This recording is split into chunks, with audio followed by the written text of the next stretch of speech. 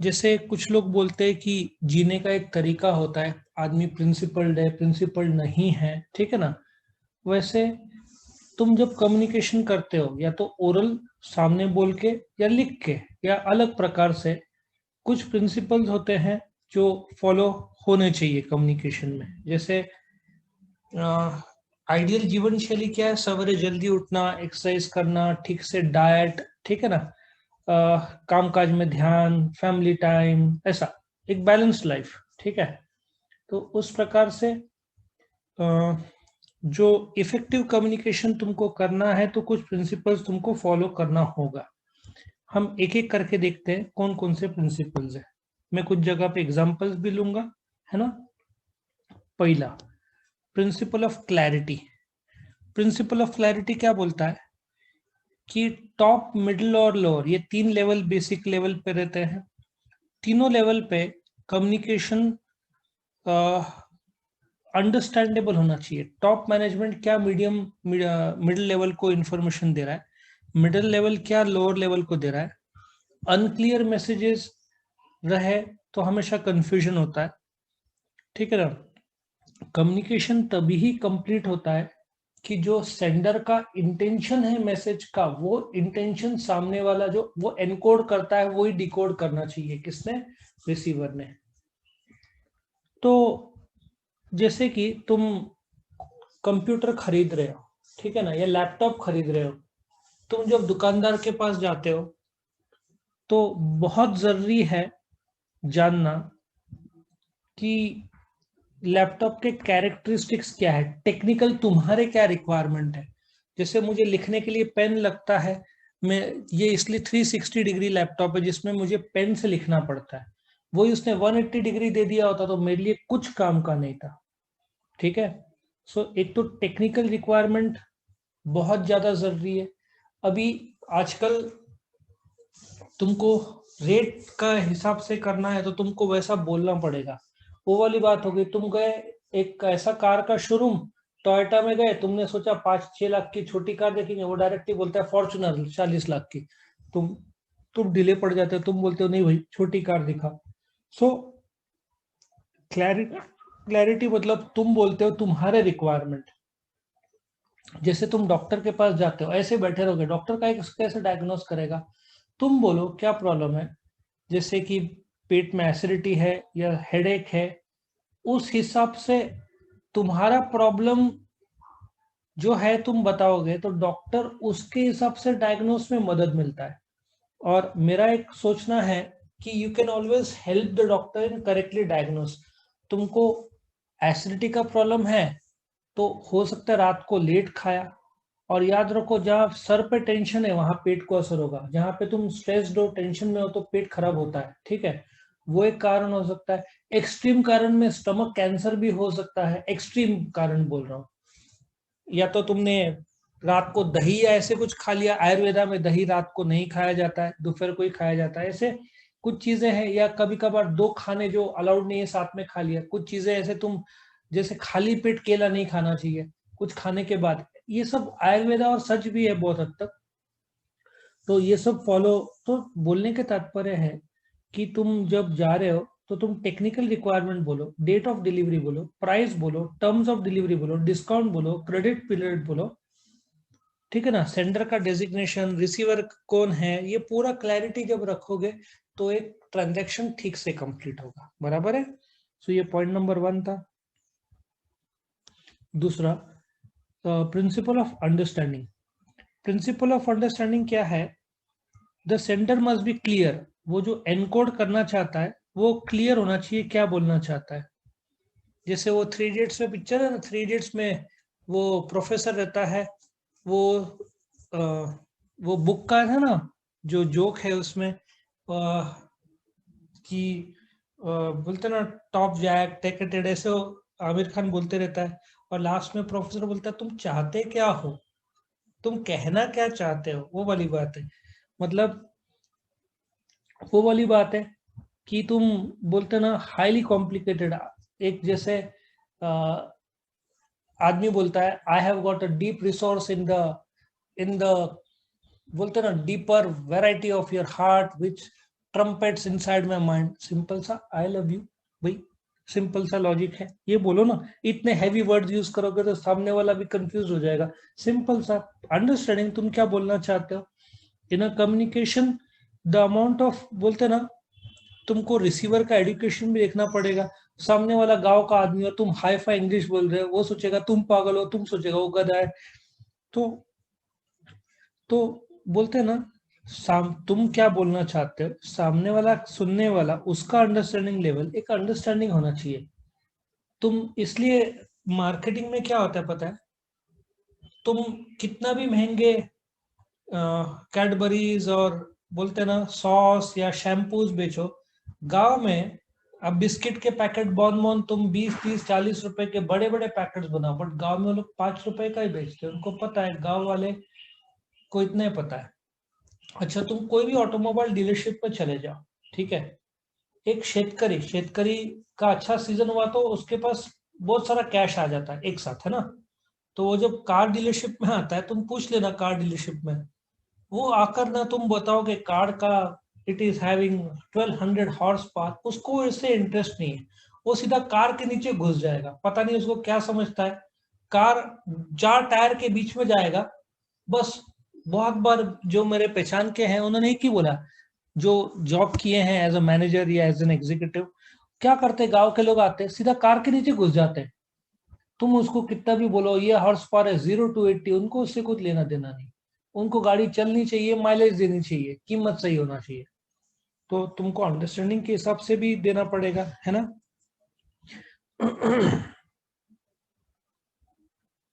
Third, information. Communication must give information necessary for the occasion. Information वो प्रकार का meaning जिससे सामने वाला पार्टी नतीजा निकाल सके। अब तुमको एक एग्जांपल देता हूं।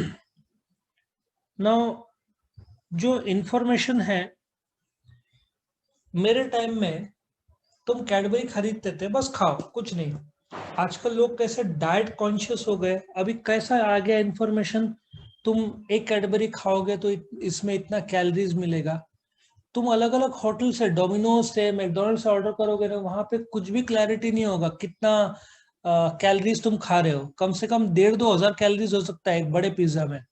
लेकिन वही तुम सबवे में लोगे ना, सबवे का जब तुम पार्सल ऑर्डर करते हो घर पे, जोमेटो स्विगी से, तो उनके पैकेट में लिखा रहता है कि इसमें इतना न्यूट्रिशनल कैलोरीज है।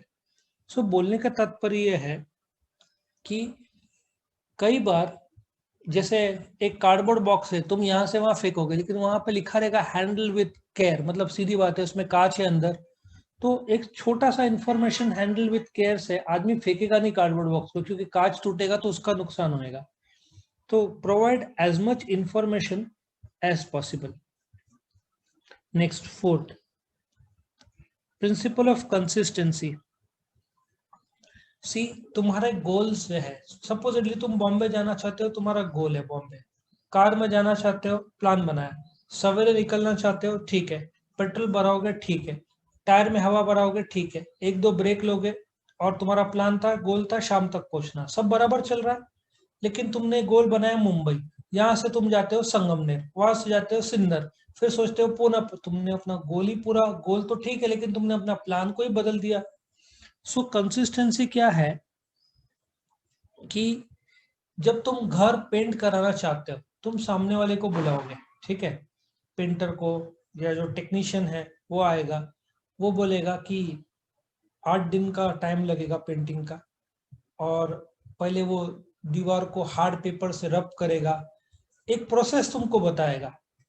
अब तुमको 8 दिन या तो रिलेटिव्स के घर रहो, या तो उसको तुम बोलो एक एक रूम कर, ठीक है, ऐसा भी पॉसिबिलिटी है। कुछ लोग क्या करते हैं, पेंटर आता है बोलता है देखो दिवाली है, मैं दिवाली के बाद से, अभी दिवाली खत्म हुआ, मैं आऊंगा 20 तारीख को, 20 से 28 नवंबर, 20 से 27, 8 दिन काम करूंगा।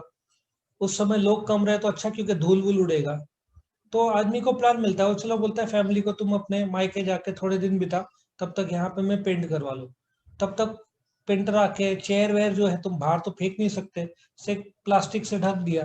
तो आजकल ऐसे बोलते हैं ना, कंसिस्टेंसी, तुम पहले बताओ, प्लान बताओ, और कैसे एग्जीक्यूट करोगे बताओ, और वो फॉलो करो। लॉजिक समझ में आया? तो कंसिस्टेंसी जो है वो, जैसे पेंटर आया, काम शुरू किया, 8 दिन में खत्म किया, हर रोज आया, कंसिस्टेंसी। वैसे ही तुम जो बोलना चाहते हो कंटिन्यूसली या जो भी है, तुम क्लियर बोलो, कंसिस्टेंटली बोलो। तुम्हारा ऐसा नहीं कि कभी संगमनेर, कभी पुणे, कभी सोलापुर, कभी कोल्हापुर, उल्टा ना हो जाए, है ना। पांचवा, प्रिंसिपल ऑफ एडिक्वेसी और completeness. Now, the communication should be adequate and complete in all respects. Inadequate communication creates misunderstanding on the part of receiver, results in delayed section and may spoil cordial relation. अब India में ये problem बहुत ज्यादा है। जैसे कि तुम एक रास्ते में हो, ठीक है, खड़े हो, तुम्हारे पास एक आदमी आता है, तुम सोचो सीबीएस में खड़े हो, और एक आदमी आता है, चल के आता है, और तुमको बोलता है भाई पंचवटी यहाँ से कितना दूर है? तुम बोलते हो 3 किलोमीटर, बराबर है? तुम बोलते हो 3 किलोमीटर, वो आदमी बोलता है ठीक है, लेकिन एक्चुअली तुमने कंप्लीटनेस नहीं दिया, वो चल के आ रहा है, इसका मतलब साफ है कि वो चल के जाएगा।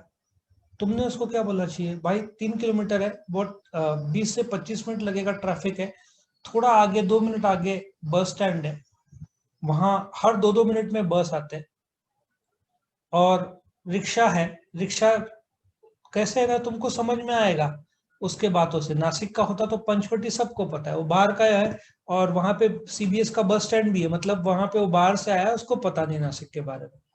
तुमने उसको बोला देख यहाँ इट विल टेक 1 या 2 मिनट, तुम बोलोगे यहाँ से 3 किलोमीटर है, शायद उसके हाथ में बैग भी है, तुम बोलते हो 2 मिनट आगे कोर्ट के बाहर बस स्टैंड है, हर 2-2 मिनट में बस आते हैं, बस तुमको 10 रुपया टिकट चार्ज करेगा। या तुमने उसको बोला देखो रिक्शा में भी जा सकते हो, रिक्शा वाला 20 रुपए लेगा, सीट वाइज होता है, वो गया काम उसका। हाँ, तुम कहाँ जाना है, क्यों जाना है, इतना पंचायत करने की जरूरत नहीं है। सो एडिक्वेसी तुमने अभी कंप्लीट दे दी, अब वो जाने उसका दुनिया जाने, ठीक है ना। यहाँ पे अक्सर अक्सर क्या होता है कि जैसे कि तुमको एक गाड़ी सर्विसिंग करानी है, तुम फोन करते हो, वो बोलता है कि कल सवेरे आ जाओ, तुम बोलते हो ठीक है। अब उसने गधापना किया, सवेरे कब आऊं मैं, 7 बजे, 8 बजे, 6 बजे? अब मेरा टाइम उठने का 4-5 बजे का है, मेरे लिए तो टाइम 5, 6, 7, 8। उसने बोला देखो कल सवेरे आओ, शोरूम 9 बजे खुलता है, लेकिन गर्दी हो जाती है, ऑलरेडी 10 से 15 लोग आते हैं, तुम 15 मिनट आओगे तो तुम्हारा नंबर जल्दी आएगा, और शाम को 6 बजे शोरूम खत्म होता है, तुम 9 बजे, जैसे 9:45 आओगे, तुम्हारा नंबर जल्दी लगेगा और तुमको फोन आ जाएगा कब गाड़ी का सर्विसिंग हो गया।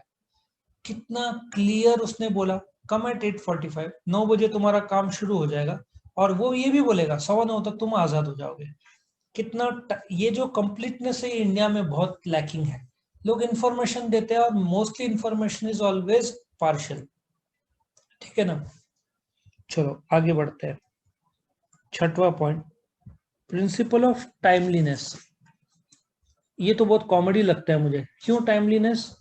हमारे टाइम में ना, अब रिलेटिव्स की शादी है तो उस समय कार्ड्स आते थे, आजकल तो फोटोज ही भेज देते हैं जी में, व्हाट्सएप में। तो टाइमलीनेस मतलब शादी, मुझे याद है एक शादी कुछ 5 अक्टूबर को थी, कार्ड हमको पहुंचा 9 अक्टूबर को, शादी हो गई 4 दिन बाद कार्ड आया, ठीक है। ऑफ कोर्स उन्होंने फोन कर दिया था और बोला था पोस्टल डिलेज हो सकता है, तो हम गए थे। अभी कुछ चीजें ना तुमको कायदे से फॉलो करना है, वो तुम टाइम तोड़ नहीं सकते, कायदा टूटेगा। जैसे कंपनी का मीटिंग है तो उसके लिए नोटिस तुमको भेजना पड़ेगा मीटिंग के 21 डेज पहले। तुमने सोचा नहीं आराम से भेजेंगे 15 दिन पहले, तो भाई कायदा है, पेनल्टी लग जाएगा तुमको कंपनीज एक्ट के तहत, वो तुम कायदा तोड़ोगे तो तुमको महंगा पड़ेगा। So what does this timeliness means, कि जो भी इंफॉर्मेशन देना है थोड़ा टाइम दो सामने वाले को। तुम जाकर बोले तुरंत करो तुरंत करो, ये होता नहीं है। फैन, कूलर, एयर कंडीशनर, अभी ठंडी चल रहा है, तुम एडवर्टीजमेंट करोगे एसी का, अभी कौन खरीदेगा? नासिक में ये टाइम में एसी, खास करके दिसंबर में जब ठंड 5 से 10 डिग्री तक आ जाता है, एसी तो दूर की बात है, हीटर्स का हाँ एसी वाला ऐसा एडवर्टाइज कर सकता है कि हीटर्स भी एसी में तो चले, लेकिन तुम एसी, एयर कूलर, पंखा दिसंबर में नासिक में, कश्मीर में, हिमाचल प्रदेश में जहाँ जबरदस्त ठंड रहती है वहां पे तुमको एडवर्टाइज करके फायदा नहीं। इसलिए सही समय एयर कंडीशनर का शुरू हो जाता है उनका फरवरी मार्च में, ठीक है ना। गर्मी फरवरी मार्च में भी नहीं, जनवरी में, क्योंकि ठंडी कम होना शुरू हो जाती है। तो हर चीज का एक समय होता है, कम्युनिकेशन का एक समय होता है। तुम छतरी, लग्जरियस अम्ब्रेला, डिजाइनर, श्राद्ध पक्ष पे तुम कितना भी ऐड कर लो, कोई गाड़ी खरीदना ही नहीं है ना। आई थिंक गणपति के बाद होता है, दशहरा के बाद होता है, 10 दिन का कुछ तो श्राद्ध पक्ष रहता है, उसमें लोग नए वस्तु नहीं खरीदते। तुम कुछ भी कर लो, उस टाइम में तुम्हारा कार बिकना ही नहीं है, लोग नहीं खरीदते, इंडिया में फॉलो करते हैं वो चीजें। तो हर चीज का एक समय होता है, correct. Principle of appropriate channel. Now जैसे अप्रोप्रिएट चैनल क्या होता है, एक तुम्हारा एक फ्रेंड है, तुम्हारे फैमिली में एक शादी है, तुमने अपने नौकर के हाथ से कार्ड भेजा, और फ्रेंड मतलब डिस्टेंट फ्रेंड, नजदीक का नहीं, तुमने नौकर के हाथ से शादी का कार्ड भेजा, उसको कार्ड मिला, चांसेस वो शादी में नहीं आने का बहुत ज्यादा है, क्योंकि वो सोचेगा कि मेरी ये इज्जत कि नौकर के हाथ से कार्ड भेजा, तुमने फोन भी नहीं किया। सो अप्रोप्रिएट चैनल इसलिए पेरेंट्स खुद जाते हैं कार्ड देने। हाँ तुम बिग शॉट हो और उसको फोन कर दिया, देख भाई बहुत सारे कार्ड्स बांटने हैं, मैं आ नहीं पा रहा हूँ, मेरे यहाँ एक एम्प्लॉई है वो आके दे रहा है, प्लीज कोऑपरेट करो। ये पहले से बोल दिया तो रिलेशन खराब नहीं होता है। कई बार लोग बोलते ना, ड्राइवर भी रहा ना, आगे बैठना प्रेफर नहीं करते कुछ लोग, पीछे बैठना, ठीक है ना।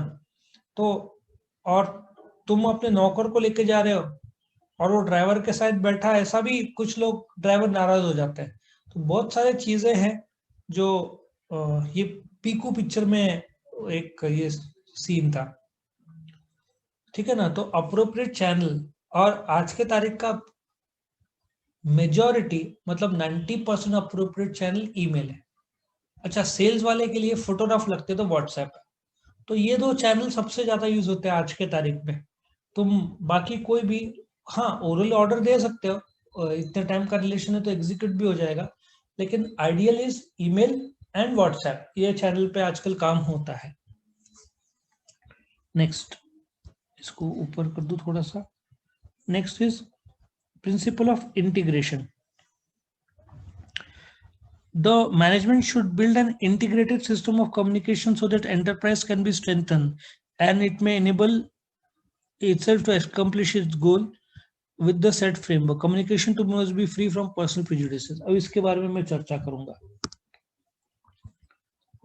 इंटीग्रेशन, अभी रिलायंस कंपनी ले लो, उसमें करीबन 1,20,000 एम्प्लॉई है।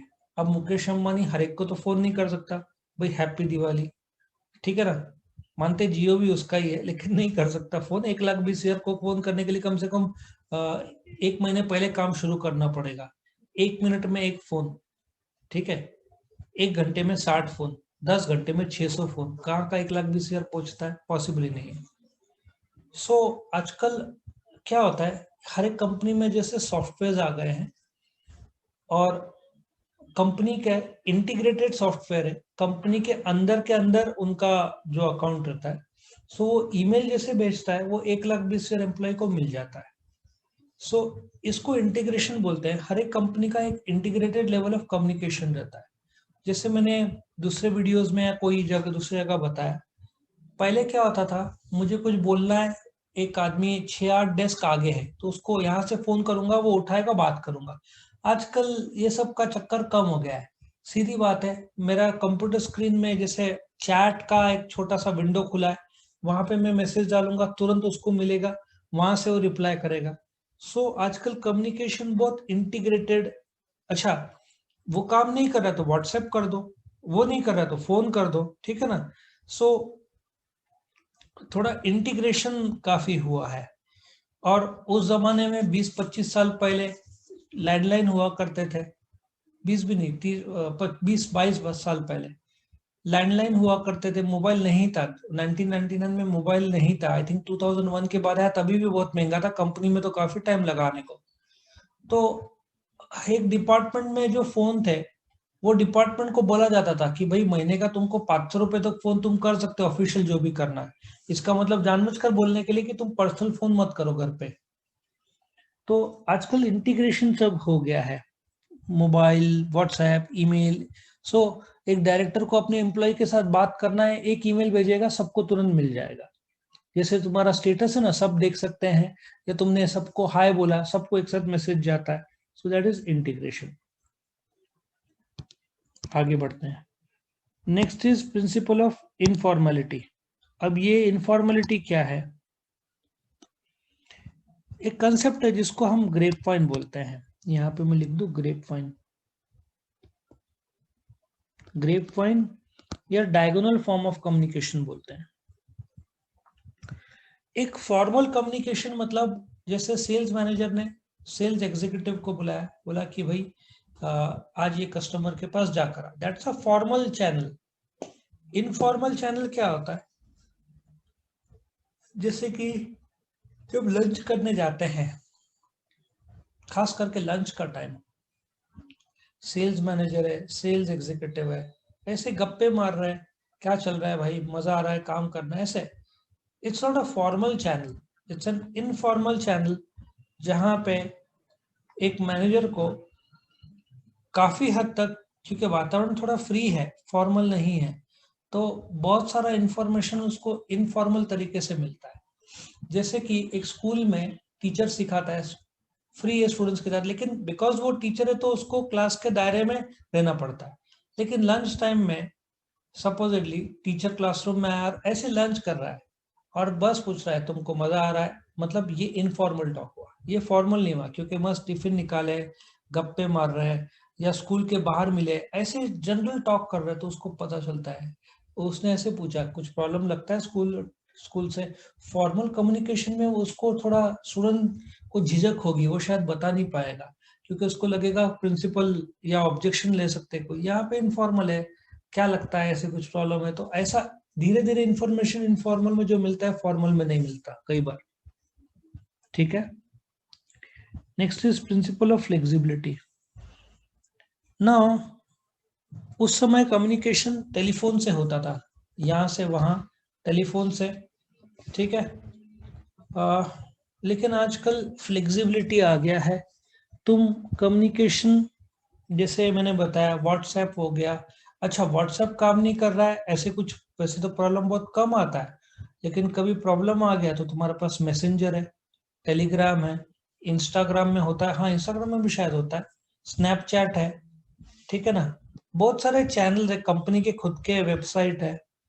सो कम्युनिकेशन आज के तारीख में जो अपन इंसान लोग कर सकते हैं, वो वर्ल्ड में इससे पहले कभी भी इतना ज्यादा फ्लेक्सिबिलिटी नहीं था। 25 साल पहले मेरे पास एक ही जरिया था, टेलीफोन, ठीक है। फिर मोबाइल आया, नहीं मोबाइल से पहले पेजर आया, पेजर में सिर्फ मैसेज जा सकता था कि प्लीज कॉल, फिर वो लैंडलाइन से फोन करता था मुझे, वन वे था ट्रैक। फिर मोबाइल आया तो टू वे हो गया, लेकिन बहुत महंगा था, मोबाइल सस्ता हुआ। फिर तुम्हारा कंप्यूटर के थ्रू, इंटरनेट के थ्रू, चैट मैसेंजर। उस समय जब व्हाट्सएप पूरा यूज नहीं होता था, तो मुझे लगता है फेसबुक मैसेंजर काफी हद तक चलता था। फिर व्हाट्सएप आया, सबको बर्बाद कर दिया। व्हाट्सएप ही आजकल मेजोरिटी फॉर्म ऑफ कम्युनिकेशन है। भले टेलीग्राम हो या कोई हो, कोई टिक नहीं पाता। 40 करोड़ आज के तारीख में व्हाट्सएप यूजर्स है इंडिया में। तुम बोलोगे कम है, भाई गांव में जाओ, वहां पे स्मार्टफोन नहीं, सादे फोन रहते, वहां व्हाट्सएप नहीं चलता, नहीं यूज करते, क्योंकि स्मार्टफोन में चलता है व्हाट्सएप। तो 40 करोड़ लोग हैं। अच्छा एक और इसमें एग्जांपल देता हूँ फ्लेक्सिबिलिटी का। अभी गूगल पे, मेरे टाइम में चेक से पेमेंट होता था, बराबर है, चेक क्लियर होने को 3-4 दिन, बॉम्बे का रहा तो 14 दिन, सिन्नर का रहा तो 8 दिन, ऐसा प्रॉब्लम आता था। अभी देखो चेक से 2 दिन में क्लियर, लेकिन वो जमाना भी चेक का लगभग जा रहा है। क्यों? तुम्हारा आ गया पेटीएम, पेटीएम ने सब बदल के रख दिया। फिर आ गया फोन पे और फिर गूगल पे, और अभी लास्ट में सबसे खतरनाक जो आएगा वो आ चुका है, वो व्हाट्सएप पे। सिर्फ ये है कि व्हाट्सएप पे 40 करोड़ लोग को एक साथ नहीं दिया, सिर्फ 20 लाख लोग व्हाट्सएप पे यूज कर सकते हैं, क्योंकि 40 करोड़ लोग को व्हाट्सएप पे ओपन कर दिया तो गूगल पे पेटीएम सब मर जाएंगे। क्यों? व्हाट्सएप पे सबसे इजीएस्ट मेथड हो जाएगा, जैसे तुम मैसेज भेजते हो वैसे। एक सेकंड। अच्छा, गूगल पे के 40 करोड़ लोग को क्यों अलाउड नहीं किया गवर्नमेंट ने? क्योंकि कायदा ऐसा है कि जब ऑनलाइन पेमेंट्स होते हैं, सपोजली दिन में 100 रुपए का ऑनलाइन पेमेंट होता है, कोई भी एक कंपनी 30 रुपए के ऊपर कब्जा नहीं हो सकता। मतलब तुम ज्यादा सारा मार्केट शेयर 30% ओन कर सकते हो। तुमको पता है गूगल पे आज की तारीख में सबसे पावरफुल मैकेनिज्म माना जाता है, पेटीएम का भी जमाना कम हो गया है। सो गूगल पे को भी रेस्ट्रिक्टेड है, 30% के ऊपर आता है वो रुक जाता है, फिर नहीं हो सकता वो। इसी प्रकार से व्हाट्सएप, बिकॉज गूगल पे ये लोग सब कितने 3 करोड़ 4 करोड़ 6 करोड़ 8 करोड़ लोग ही है इसमें, व्हाट्सएप तो 40 करोड़ एक झटके में है, तो इसलिए गवर्नमेंट ने अभी 20 लाख लोग को अलाउड किया, फिर नेक्स्ट फेज में और 20 लाख करेंगे। लेकिन व्हाट्सएप को भी 30% के ऊपर अलाउड करेंगे नहीं, क्योंकि नहीं तो व्हाट्सएप पूरा मार्केट खा जाएगा। आज के तारीख में तुमको कोई मैसेज करना है, फोटो करना है, मैसेज का भी जमाना चला गया, व्हाट्सएप का जमाना आ गया है। पहले हम मैसेज करते थे, आज देखो तुम मैसेज कितने करते हो, बहुत कम। उस समय एक मैसेज का 1 रुपया लगता था। आज के तारीख में दिन में 100 मैसेजेस फ्री है, फिर भी तुम व्हाट्सएप करते हो। क्यों? क्योंकि फ्लेक्सिबिलिटी है। अच्छा, व्हाट्सएप नहीं जा रहा है तो तुम मैसेज करो, वो भी 100 लगभग फ्री आजकल हो जाता है। सो बोलने का तात्पर्य यह है कि फ्लेक्सिबिलिटी है। तुमको मुझे मैसेज भेजना है तो तुम नॉर्मल मैसेज भेज सकते हो, व्हाट्सएप कर सकते हो, फेसबुक कर सकते हो। इनफैक्ट मेरे जो क्लास का ऐप है उसमें भी तुम मुझे मैसेज कर सकते हो। एक दो जन ने किया था मैसेज, लेकिन सिंस व्हाट्सएप है तो काय को उसमें करने का, वो वाली बात है। तुम मुझे ईमेल कर सकते हो, फेसबुक मैसेंजर है, मैं स्नैप में नहीं हूँ, स्नैपचैट जो भी बोलते हैं। इंस्टाग्राम बहुत कम देखता हूँ, लेकिन उसपे भी मैसेज होता है कि नहीं मुझे पता नहीं। ठीक है। सो ये सारे जरिए हैं, तो फ्लेक्सिबिलिटी बहुत है कम्युनिकेशन में। और एक और तरीका है, तुम मुझे फोन कर सकते हो, ठीक है ना? बस एग्जाम के टाइम में मत करना। एग्जाम के टाइम मतलब एग्जाम टाइम में, सर मैं एग्जामिनेशन हॉल से फोन कर रहा हूँ, प्लीज आंसर बताओ। मैं बोलूंगा यूजलेस क्या कर रहा है, नहीं बताऊंगा आंसर एग्जाम के दरमियान। एग्जाम से पहले पूछो डाउट, मैं बताऊंगा, एग्जाम के दरमियान नहीं। अच्छा, अभी लास्ट के पॉइंट में हम आते हैं, principle of feedback. Now feedback क्या है? जैसे मैंने बताया, सेंडर है, रिसीवर है, सेंडर ने मैसेज भेजा रिसीवर को, रिसीवर मस्ट गिव फीडबैक। आजकल फीडबैक का सिस्टम बहुत बढ़ गया है। पहले क्या होता था, फीडबैक तुमको बोलते थे तुम लिखो पैराग्राफ में। एक मिनट। तो सॉरी, बीच में फोन आ गया था। So principle of feedback basically, आजकल के कंपनीज बहुत केयर लेते हैं। तुमने मारुति की कार खरीदी, नेक्स्ट डे तुम या इंस्टेंटली मैसेज आ जाएगा, जीमेल आ जाएगा कि कैसे लगा कार, या जो फीडबैक तुमसे मांगेंगे। जैसे जोमेटो वाले, तो जोमेटो स्विगी, तुमने उनका कम्युनिकेशन कितना पक्का है। जैसे डिलीवर हुआ तुरंत वो लोग पूछते हैं कि डिलीवरी मैन का 5 स्टार, कैसा रहा डिलीवरी, खाने का टेस्ट कैसा था। तो फीडबैक मैकेनिज्म से बोलते हैं ना, दोनों पार्टी को मौका मिलता है, सेंडर और रिसीवर को एक दूसरे के साथ कम्युनिकेट करना, बोलना, जिससे दोनों पार्टीज अपना अपना काम को इम्प्रूवमेंट कर सकते हैं ना। सो ये तुम्हारे कितना प्रिंसिपल ऑफ फीडबैक 11 पॉइंट्स थे, ठीक है। खत्म होता है क्वेश्चन इधर। वीडियो पसंद आया तो लाइक कीजिए, अपने फ्रेंड्स के साथ शेयर कीजिए, उनका भी फायदा हो, और चैनल को सब्सक्राइब कीजिए। Thank you.